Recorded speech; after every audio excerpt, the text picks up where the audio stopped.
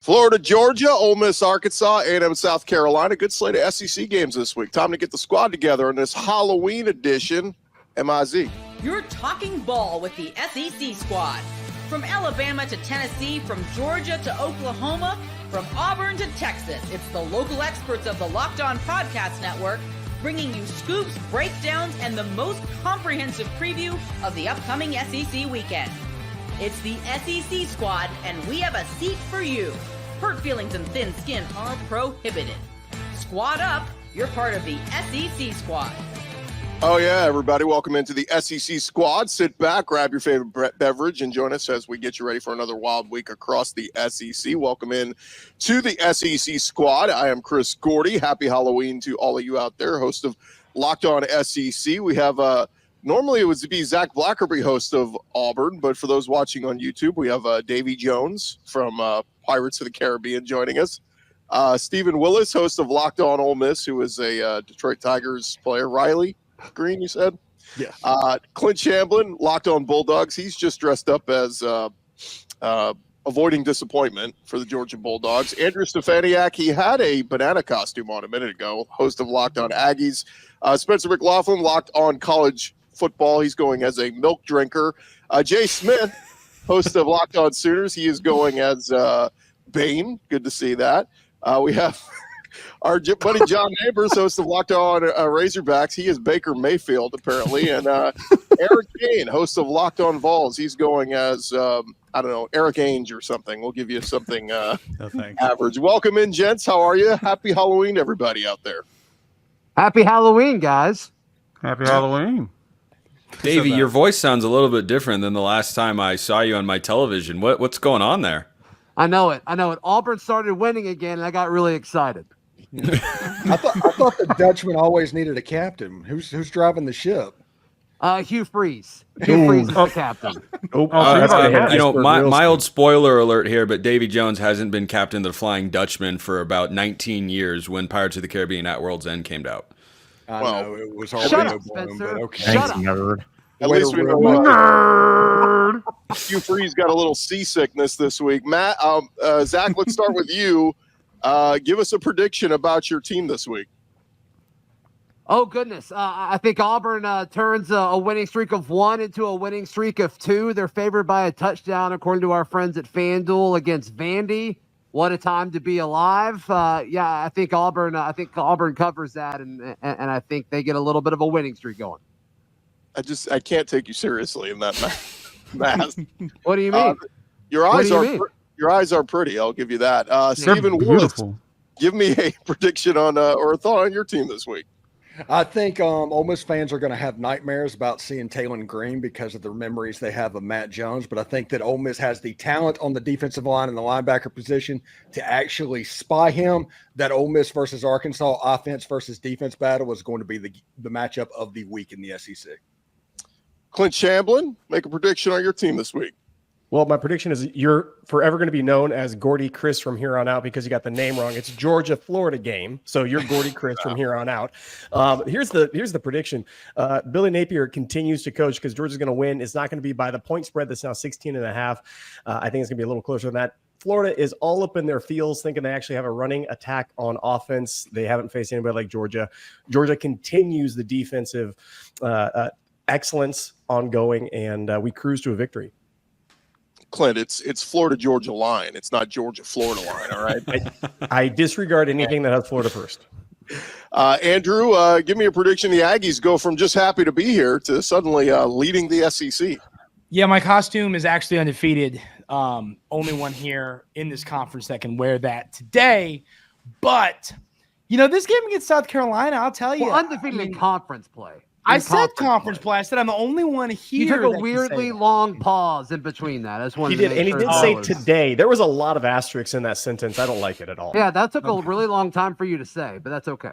You don't have to like it. It's just reality. But come to Jordan here in a few weeks. It'll be all right. We're going to put you in Davy Jones's locker. It'll be fine. Okay. Well, I'm sure if Peyton Thorne's there, I'm not too worried about it. But this South Carolina game is one that, speaking of which, I'm a lot more concerned about this game than I am heading down to play Auburn. South Carolina, that defense is scary. And if they can put something together offensively. They've proven they can win football games. So it's a game coming off an emotional win.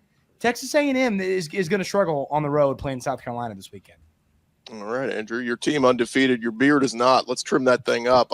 Eric Kane, give me a thought on the Tennessee Vols. Yeah, bye week last week, so a lot of time has passed since Tennessee took down Alabama, a border bowl game against Kentucky, an offense that is just atrocious. Don't know who's going to start a quarterback for Kentucky, but it's not going to matter because that offense is bad. Defense is not horrible, but they're not healthy. Plus Auburn ran for like 400 against them. So Vols should roll. Vols should win by 50. Yeah, I don't look. Kentucky's been terrible. Wouldn't it be just on them to suddenly play one of their best games this week? It's how the SEC has been going this year. I resemble that remark. Baker Mayfield. I think you meant to say resent, but yeah. Maybe not a thought of the Tampa Bay Bucks, but how about a thought on the Arkansas Razorbacks?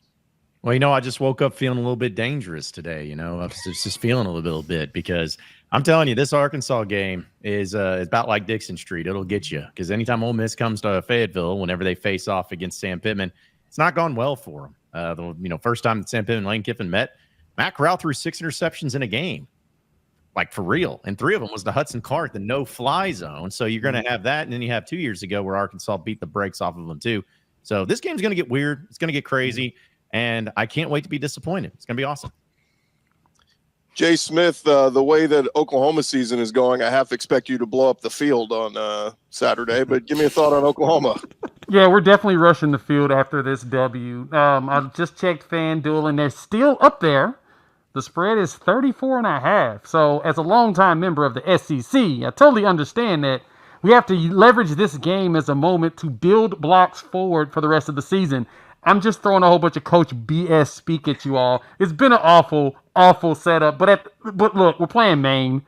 If we embarrass ourselves in this one, this will be the last time y'all see me this season. Bonus points for anyone who can name Maine's mascot. Had to look the Black Bears. Yeah, had to It's look that easy. one. It's pretty cool. I kind of like it. But hey, Gordy, I want to mention this one to you though. There has been an upset every week this season in SEC. Congratulations. That's true. Last week's was pushing it though. Last week's was Auburn beating Kentucky. Now it's kind of pushing it. Still don't think that was an upset, but regardless, you are correct. And hey, by the way, Oklahoma had a halftime lead on Ole Miss, so you had that going for you. Yeah. Then we lost our starting left tackle and started getting destroyed. We got sacked 6 plays out of 7. Yeah, it in was a really row. hinging upon that left tackle. Nothing else. Literally was, because that's where it was coming from the entire time. Perkins was literally running from the left side, from that side. Jackson Arnold had a half. He said, "Coach, let me have that ball." Huh? Well, Jackson Arnold had a half. That's good. He did. And then when his left tackle went down, Perkins literally just ran past our redshirt freshman left tackle and hit him every single play. It was the last 2 drives of the game was disgusting. We literally gave up 10 sacks, 6 of them literally happened in the last 2 drives of the game. After that game, Sontaran Perkins is now tied for the SEC lead in sacks. There you go. He had 4. Perkins literally said, "Give me that sack, Coach, please." Walter Nolan didn't play the second half. That's what makes it embarrassing. He did not play the second half. Perkins ate us alive. Spencer, I know you don't have an SEC team, but you have an SEC thought going into this week? I do. I wanted to go back to this ridiculous confidence that Auburn has against Vanderbilt. Why are we just throwing shade at Vandy here? Because I no longer tolerate Vanderbilt slander. And the only thing that's scary about Peyton Thorne playing a football game is your defense being overconfident going into the next week after they force 3 to 4 turnovers. I am taking Vanderbilt to upset. I guess it's an upset. I thought Vanderbilt should be favored in this game. Vanderbilt wins. I did too. When I went live after the game, I kind of guessed what the line would be, and I said Vandy by like 2.5. I think was what my prediction was. So I'm there with you. I'm a little surprised by it, but I do think Vandy hasn't been as good away from Nashville. The gauntlet that is Memorial Stadium. I don't know. I do think Auburn found an identity with Jarquez Hunter. It's weird it took them that long to figure out that Jarquez Hunter is an effective. Yeah, Zach, I feel like the SEC, best running back everybody considered the top running back. Yeah, I feel like that was our conversation before the season, Mr. Jones. Is that Auburn's going to be able to give Peyton Thorne a running game because Jarquez Hunter is so good. But I mean, better late than never, right? Yeah, no kidding. So I mean, I think some of it has to do with that. I think some of it has to do with Auburn's playing a ton of freshmen on the defensive side of the ball, and they're getting better. They're like legitimately good. And so, I think that has a lot to do with it as well. And it's at Jordan-Hare Stadium. And I think that's always going to help you. But Gordy, to add real quick, your actual upset from last week was Texas A&M over LSU, 14-8. Yeah, but we don't go by rankings. We go by point spread, Jay. A&M was the favored team in the matchup. That's not an upset. We look at upsets in Vegas' eyes. You seem pretty upset about it. I know that. Yeah, Gordy, you want to talk about that? You want to talk about LSU losing? Hey, I'm more upset about my team losing 34-0 Alabama. All right, MIC, let's go. Hey, by the way, the weirdest thing was Arkansas beating Mississippi State and scoring 58 points and going 0 for 7 on third down in that game. Like I still have no idea. First and second game of the season, all of a sudden, Arkansas just said, "Hey, let's go play." Yeah. Pretty impressive, actually. Before we head to the next segment, give me a thought on South Carolina heading into this week. So I'm pretty excited about this. I think that after Casey Smith opened her big dumb mouth, I think that there's a lot of people that are fired up from South Carolina. The thing is, you cannot have a situation they had like they did against Ole Miss, where you're coming off a bye, you're at home. Like, this has been catered to them, and you've seen the line drop from 4 to 2. And I cannot look at Davy Jones right now. This is insane. I keep trying to have just constant thoughts. Anyway, but yeah, it should be a fun weekend. I'm excited. Are you just getting drawn in by those big blue oceanic eyes? They're terrifying. I'm in Atlanta right now, and I saw 3 people on the sidewalk that looked exactly like that today. We're going to dive deeper into Georgia, Florida, and A&M and South Carolina. The SEC squad talking more ball next. More with the squad in just a second, but I want to remind you guys you can get ready to tackle the NFL action and college action with FanDuel. They are America's #1 sports book, and right now new customers can bet $5 and get $150 in bonus bets if you win. FanDuel Sportsbook app gives you everything you need to place live bets on the NFL, college, all in one place. So when you get a hunch in the middle of the game, you can check out the latest stats, view live play-by-play, and so much more on the same page where you place your bets. Just visit FanDuel.com to join today. You'll get started with, like we said, that $150 in bonus bets if you win your first $5 bet. That is over at FanDuel, FanDuel.com. Get signed up today. If you've never enjoyed what they got going before, you can take advantage of that great $150 bonus bets if you win your first $5 bet. That's FanDuel.com. Download the app, check them out. Never waste a hunch and make every moment more with FanDuel, an official sportsbook partner of the NFL. SEC squad rolling on here, a Halloween edition. As good to see Chris Marler dressed up as a D-bag. Awesome. Want to see what you guys have to think about some of the games happening this weekend. Let's get into it. This has officially become the SEC game of the week. It's not Georgia, Florida. It's A&M at South Carolina. Actually, Florida, Georgia. Just want to point that out. Well, You came late, Chris. You already missed the joke, and we already did that. Move on. Yep. Well, let's get into it, guys. A&M coming off the high, man. Everybody's patting them on the back saying, y'all the best. Marcel Reed. Dennis Dodd put freaking Marcel Reed in his short Heisman list. That's insanity. But regardless. He did? Check his Twitter. Oh, No. boy. Oh, Absolutely no, not. Dennis. How are we feeling about this one, guys? Because, man, does this have the makings of South Carolina at night, sandstorm. We saw him do this 2 years ago to Hendon Hooker in Tennessee, right? Been there. Watch it. You better watch out. It's a trap game. Dude.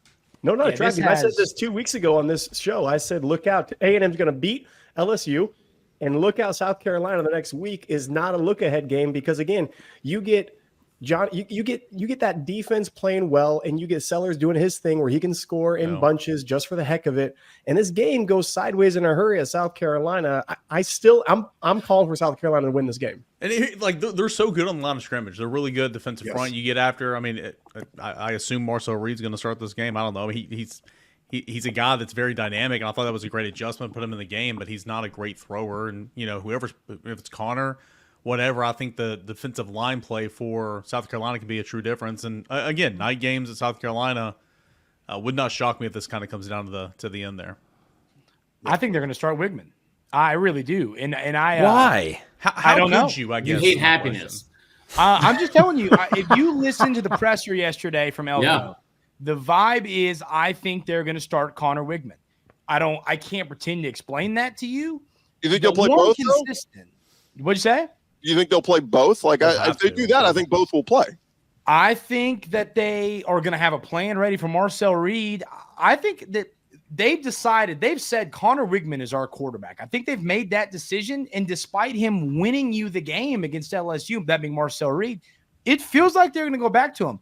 And, Elko made a lot of excuses for Wigman in his post game and his presser yesterday. And I just didn't really understand it. Like, you know what I mean? Like excuses for saying things like it's going to, there wasn't a lot of windows. He was kind of rushing things. He was kind of making it sound like, well, it's going to be okay. It's going to be okay. We're going to figure it out for you. And that's just not the case. I don't know why you don't roll with Marcel Reed. He's the guy. The one consistent you've seen from the A&M quarterback position has been his legs. I would develop the offense around that, especially in how you like to run the football anyway. So I don't know. I think they start Wigman. I'm telling you. We'll see, but that's where I'm leaning right now. Are you sure that it was Mike Elko talking and not someone in a Mike Elko costume who snuck into the press conference to say maybe they have the same body? Sorry, Spencer. I mean, I can see him continually going with the 2 quarterback system. Does it make sense? Probably not. But as has been pointed out, Marcel Reed isn't that great of a thrower. Yeah. And he's going to have to get rid of the ball either in the game, right? I mean, that's what I was just like. Let's look at DJ Lagway. Let's look at the aforementioned Thorne. We want to say yes, running, good athletic quarterback. Okay, fine. Milroe is in the same boat, and those teams aren't continuing to do what they need to do. I actually have no problem them going back to Wigman at all. It was a half of a very athletic guy running back there. You don't know what you're going to get. If this was 2-3, if this was a full offseason, maybe, but let's not crown this guy anybody yet. He had a half of running around. Yeah, don't crown him, but still, like Jalen Milroe and Peyton Thorne in the same sentence ever again. I'm going to continue to do so. And he's also 3-0 this year as a starting quarterback for A&M. Again, I'm not saying that he can't throw the football. And then of course he won that game against LSU. Like I would play both of them, but I mean certainly yes. Like he's not changing the game. That's for sure. And what's fun about this matchup is both if they do play Marcel Reed and Lenore Sellers, both redshirt freshmen. Like we could get 2 more years of these guys playing at their respective schools in the SEC. So it's kind of a fun story. And keep in mind, schedule stays the same next year, just flips. So this will be South Carolina at A&M next year. And so, it could be the start of a budding, fun rivalry there. It's already a trophy game, Gordy. So I don't know why you're saying could be the start of the rivalry. Also, real quick on this whole thing. No one knows this is a rivalry. This is the worst rivalry. It's terrible. They forced it on us. It's so bad. Just so bad. It's like when Adele came out and they had her on every single radio station for like 3.5 years. It's the same thing. That is not at all the same. That's a very interesting comparison. But the good thing is Kyle Kennard won't be there next year when they go to Kyle Field. So that's actually one very positive in this entire conversation. The funniest thing that could happen out of all this, though, is if after taking the press conference stand and saying, listen, there's substance to this program. This is a program. This is a real program. Him like basically calling out the most thinly veiled call out of Jimbo Fisher of all time, and then making the most Jimbo Fisher move of all time would be just so A&M would be poetic. It would be. Yeah. By the way, I think he should have stood on that quote. Like him backtracking, going, "This wasn't a dude." You called him a fast talking politician. There's nobody that could have been anybody. Better than Jimbo the lots of politicians out there. It's election season, guys. I mean, he could have been referring to any individual. Yeah, that one was almost too much on the nose. It was just too on the nose. Everybody knew there's like, whoa. Let's jump over to the other game, guys. Georgia, Florida, Georgia, whatever the line you want to call it. Look, this game a few weeks ago, we would have said this was no chance for Florida, but Billy Napier winning some games. DJ Lagway playing well. They got some running game. Chance. Jaden Baugh. By the way, can I remind you, Carson Beck 8 interceptions over his last 4 games. Anybody buying Florida here? No. I mean, maybe to hang around. I mean, maybe it is a rivalry game. So, and Florida's playing better. So, I think there's enough hate in there to keep the game close. But Georgia should be able to pull away. Jay, I believe you made similar comments ahead of Red River. What was the final score of that game? I don't know. What happened? Someone can jog my memory. I think it was in the 34-3 range. Something like that. I don't know. I don't even think the game happened. Continue. About this rivalry, let's just also, like, I will voice this as somebody that grew up in the state of Georgia, watching these people. Listen, Georgia fans have been the champions of August my entire life, all 28 years that I've been alive. They shut up, Clint. I identify as a 28-year-old. So here's the thing: they have been like for 30 years when like the Spur era started. They lost 21 of 30 games to Florida. They hate these people, and no one hates Florida more outside of PETA and Al Gore. No one hates him more than Kirby Smart, and they are off a bye week. Like there is nobody that embodies a team and a fan base more in this specific scenario than Kirby does. It's going to get ugly. It always gets ugly. Like as long as they don't run a bunch of wheel routes like they did in 2020, they have no shot at winning.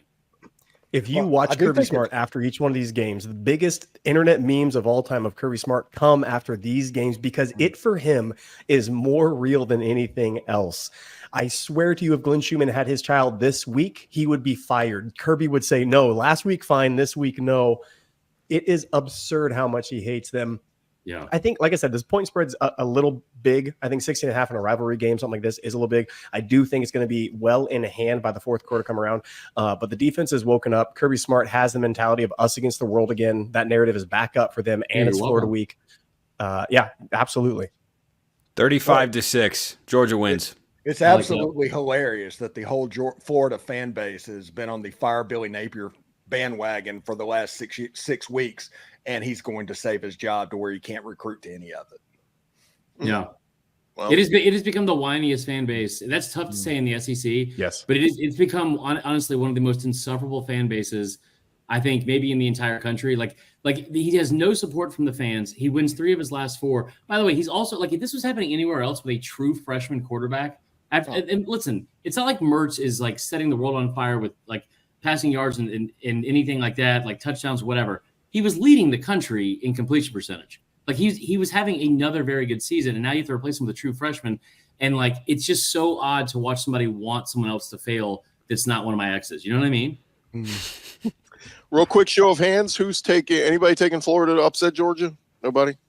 No. Who's taking South Carolina to upset A&M? Raise your hand. All right. About half the crew, a little bit more than half the crew. All right. I like it. All right. When we come back, is anyone else on upset alert? Which of the matchups could be sneaky good this week? We'll talk more ball with the SEC squad coming up next. Back to the squad in just a second, but want to remind you guys, our friends over at 5 Hour Energy know that being a passionate football fan isn't just a hobby, it's a way of life. It takes a lot of energy to power through all-day tailgates, touchdown celebrations, or an agonizing second overtime, which is why they've created the Stand the Fan 5 Hour Energy Shot with a special flavor called Fan Fuel, the energy shot made just for super fans like us, the fans who are first in the parking lot and who are last to leave. We see you. Again, check it out. 5 Hour Energy. Make sure you load up before you head to your tailgate this weekend. 5 Hour Energy, they know that no matter what team you root for, being a fan requires heart, soul, and a whole lot of energy. Whether you're prepping for the big tailgate or ironing your jersey, your game day to-do list is always a mile long. That's why the limited edition Stand the Fan 5 Hour Energy Shot is here to help keep you fueled throughout the season. What's your fan fuel this week? Whatever it is, do it with a 5 Hour Energy, available at 5hourenergy.com, shipped nationwide. All right, roll along here, fellas, as we continue on with our Locked On SEC squad. And I want to hit on a couple of the games happening this weekend. How about the early one, 11 a.m., Kegs and Eggs, as number 19 Ole Miss travels to 5-3 Arkansas, where Arkansas rebounded nicely from their blowout loss at home to LSU to go beat down Mississippi State over in Starkville. Baker Mayfield, John Neighbors, how are we feeling, Arkansas, on this one? Well, I'm just glad we finally got to this game instead of talking about crap games that nobody cares about. It's about time. So let's see. We got Arkansas and Ole Miss. This game is historic for a lot of reasons. 2001, 7 overtime game. They didn't change the rule for that one because that was back when this country was great. And you had, of course, another game later in that decade that ended up being like, this game's always crazy. The Hunter Henry heave. You never know what to expect. So listen, I think Ole Miss is favored by 7 points according to FanDuel, and that's about right. Ole Miss should win. They are the better team, but throw it out, man. No one knows what is going to happen in this game. No one can predict it. And Sam Pittman is undefeated against Lane Kiffin in Fayetteville. So there's something. Dude, to they're hold your hat on. 8-1 in their last 9 trips. Like Arkansas's 8-1 in their last 9 games against Ole Miss and Fayetteville. Yeah, they haven't won since 2008, which they got screwed on. I don't remember that at all. Shea Haddock would have made that field goal if Houston Nutt didn't have his players' offensive pass interference that didn't get called, whatever. Yeah. But yeah. It's absolutely nuts. Ole Miss can win in Little Rock. Ole Miss can win in Oxford. They've won 4 out of the last 6 games. But for whatever reason, the voodoo around Fayetteville, it has been a house of horrors traditionally for Ole Miss, like the 6 interception Matt Corral game in 2020. And then the 2022 game where the SEC Network crew was sitting there talking about Lane Kiffin to Auburn, the whole freaking broadcast. And Ole Miss ended up being down 30 points in the first half, and to where everybody was like, well, Lane's probably gone, isn't he? And it's just weird. This is the drunkest game on the schedule each and every single year, and I love it. When the SEC goes to 9 games, I am so thankful that Ole Miss and Arkansas are going to continue to play, because everybody talks about who is Arkansas's rival. You play for the boot against LSU. You play for whatever that is against Missouri. No, they've played Ole Miss pretty much consistently since 1981. They play the game. That's the biggest rival that Arkansas has. It's Raise your not. hand. It's You not guys- at all. It's not. But I mean, Yeah. we'll go with it. It's a crazy game and it's stupid. But Mm.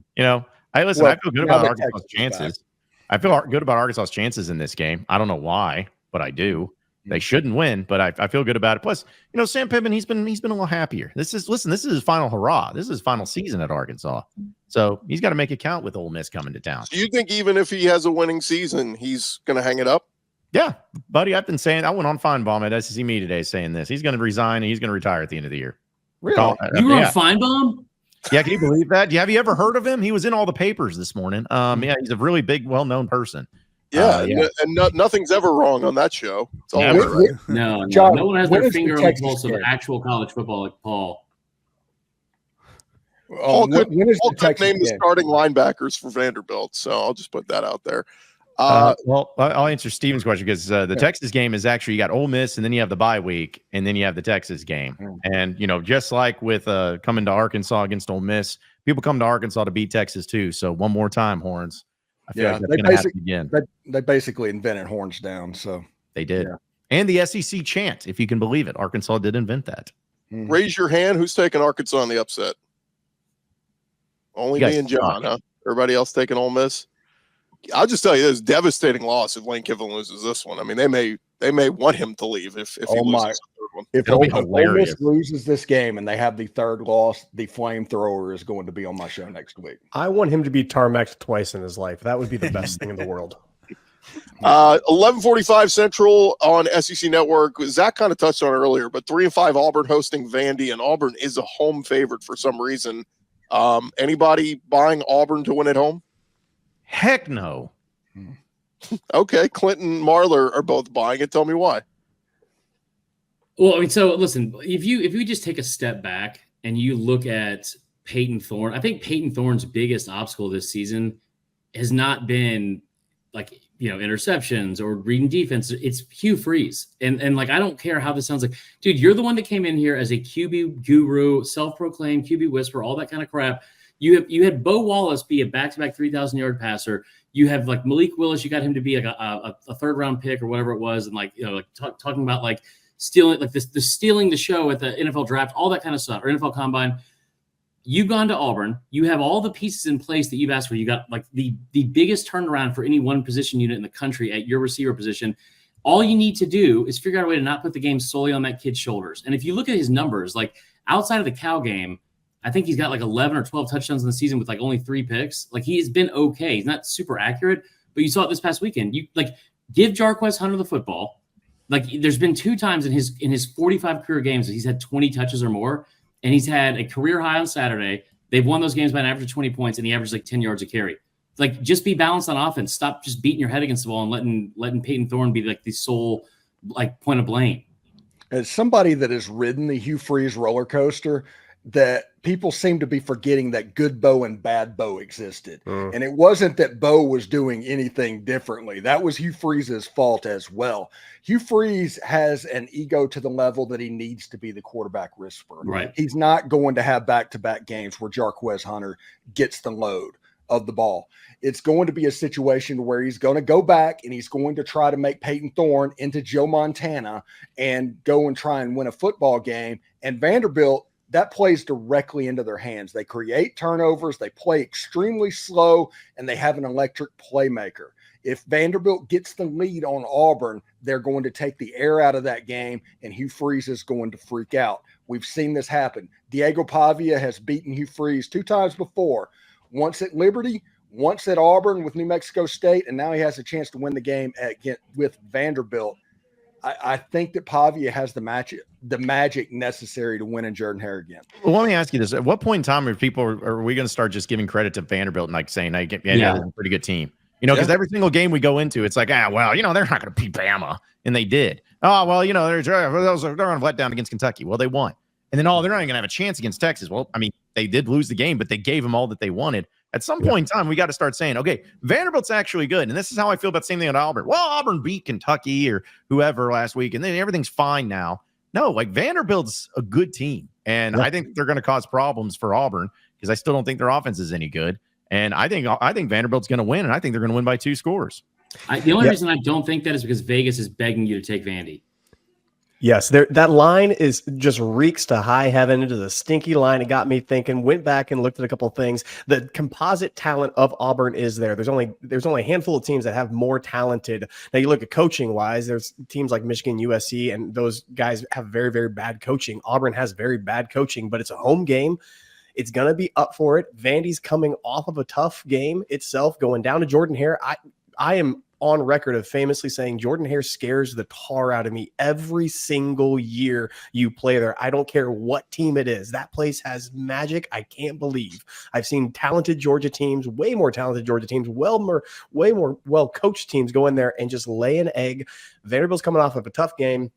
They're playing a team that is thinking to themselves they have something going. And if for some reason Hugh has figured just a few things out, just a few things go right for him, this game can turn. That's why I'm taking Auburn. Well, I don't disagree with what John said either. Vanderbilt is a good football team. And like, make no mistake about it, they beat Alabama. Like beat, that wasn't a luck thing. They beat Alabama, and their game plan was perfect. Like, keep the ball away from them. Don't let Milroe and the company on the field, all that kind of stuff.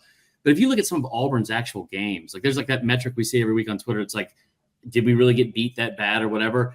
Almost every single week, it seems like Auburn is like, should have somehow won a game. Like between the 20s, they're one of the most explosive offenses in the country. They just seem to always screw it up. So to John's point, he's right. I keep waiting for them to turn a corner and convincing myself that they're going to be better, but like it is November and they have been kind of the same thing for 8 weeks. Yeah, but you need to be careful in this game because if Vanderbilt strings some first downs together and scores a touchdown and Auburn goes 3 and out and Vanderbilt gets the ball back, next thing you look up, there's 10 minutes to go in the second quarter and you're freaking out. No, that game could be a blowout in Vanderbilt's favor, 100%. I'm not putting that off the table. I mean, that D-line, what 5 sacks last week? 5 sacks, 10, 11 TFLs. I mean, they got after Texas. So, Eric, how much are you sweating that Vandy finale? I mean, it's no gimme. I mean, that's for sure. Like, and here's the thing: like, it's on the road to Vandy. It's always a home game for Tennessee. But I mean, Vandy has won and played well against, they beat Alabama at home, played well against Texas at home. I mean, it's even more impressive what Vanderbilt's doing this year. So, it's certainly no gimme. I mean, I think Tennessee will be favored in that game, but quarterback's dynamic, man. Tennessee's done a good job against mobile quarterbacks this year for the most part. So that gives me a little bit of confidence heading into it, but. Yeah, if you hate Diego Pavia, you hate Christmas. Everybody's rooting for the kid. Sure, to wrap it up, Oklahoma will get Maine. We're not going to spend time on that. Mississippi State gets UMass. We're not going to spend time on that. The one game we haven't really touched on, Eric, is your game. Kentucky 3-5 at number 7 Tennessee. Should be a game that Tennessee should roll because Kentucky's really in a funk right now. Yeah, I mean, it's hard to be as bad as Kentucky is offensively. I mean.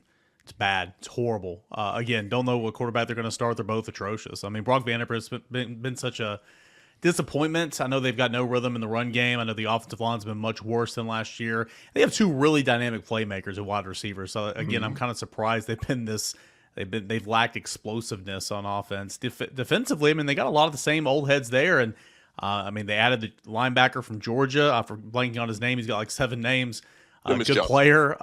Derek Jackson's still there. We know about J.J. Weaver. We know about Walker in the middle. I know a lot of those guys are kind of beat up, but Florida ran all over them. Auburn ran all over them. I just think advantage Tennessee in every phase of the game right now. Also you want to talk about a team that's waiting to like turn a corner offensively with the actual pieces in place. Like, listen, there's just no way that I think we're going to get through 12 weeks of Nico being Hawaiian Joe Milton, as I so wanted to tweet out after the first half against Alabama, but did not get to, obviously.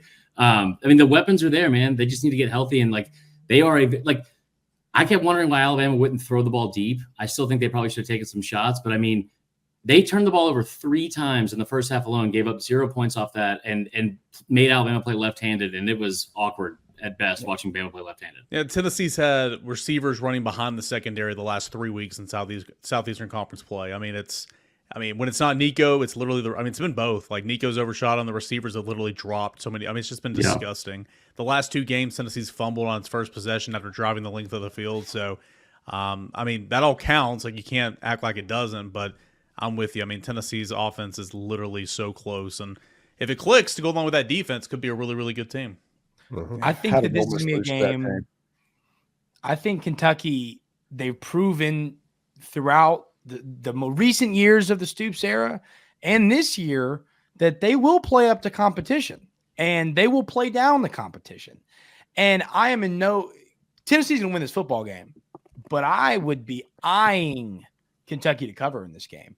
That defense is better than it shows often. I mean, they have games where they look great and they have games where they look awful.